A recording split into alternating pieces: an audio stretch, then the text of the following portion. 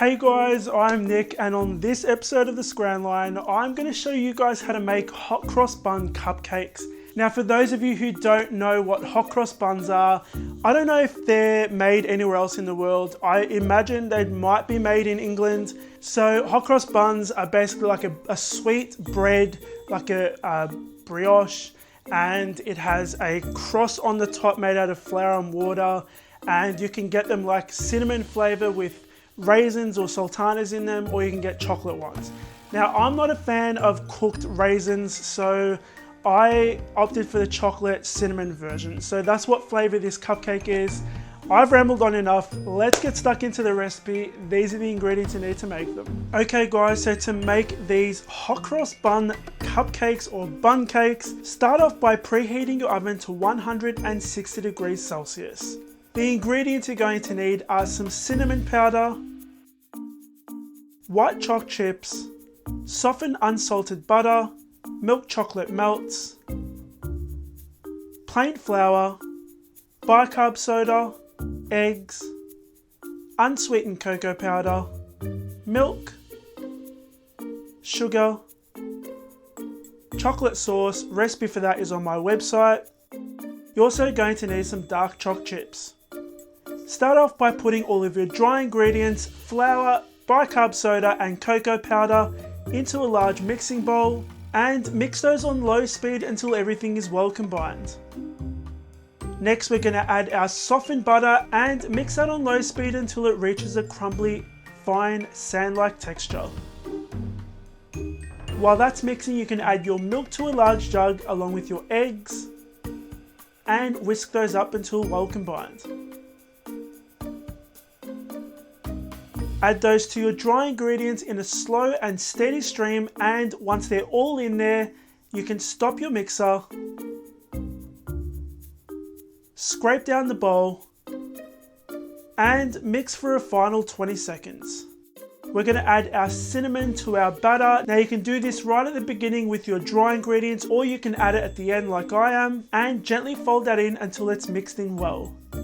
Scoop your batter into your cupcake liners, filling them up about 3/4 of the way. Sprinkle some white chocolate chips on top.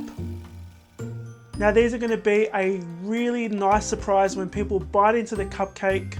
Once you've got them all filled, you can pop them into the oven for 20 minutes or until the skewer comes out clean, and transfer them to a cooling rack to cool down completely before you frost them. While your cupcakes are baking and cooling, you can prepare your buttercream frosting by adding some cinnamon in there and mix it until everything is mixed in nicely.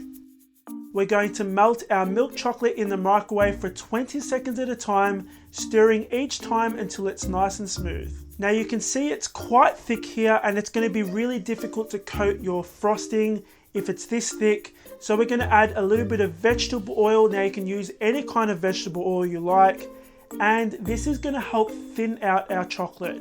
Now it's really important that you mix that vegetable oil in really well, otherwise you're going to get streaks of chocolate when you coat your cupcakes. We're going to core the center and fill it up with some chocolate sauce.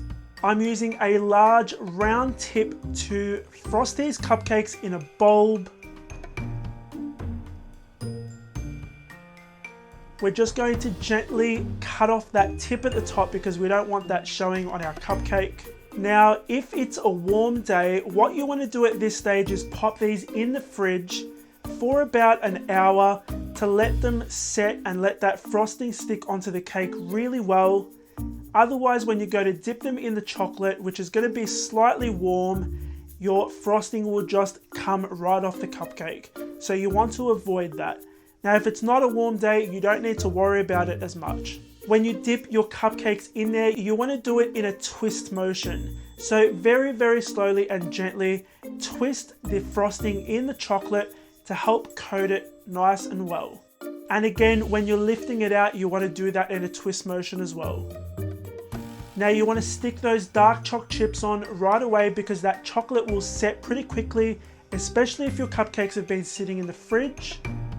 Once you've got them all on there and you can see that the chocolate has set because it's not as shiny, we're going to pipe some white chocolate lines on top. And that's pretty much it.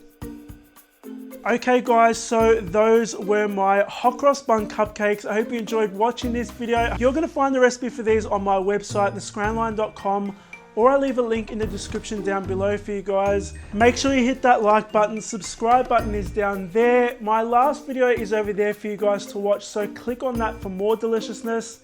Thanks so much for watching guys. I'll see you on the next episode of the Scran Line. I want to introduce you to someone or something, so give me 2 seconds. This here, I hope you guys can see it properly, is a brand new mixer that I got from Kenwood.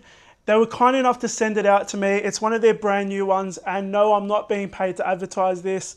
If you guys watch this channel, you know that I love my Kenwood mixers. And this is one of their brand new ones with a glass bowl, which I'm so excited about. I'm gonna put her down. I did say her on purpose because oh, that's candy bacon, by the way. Let me get that candy bacon because it's gonna burn. If you guys follow me on Instagram and Facebook, I posted a photo of her, asking you guys to name her, and you guys went berserk with so many great suggestions for names.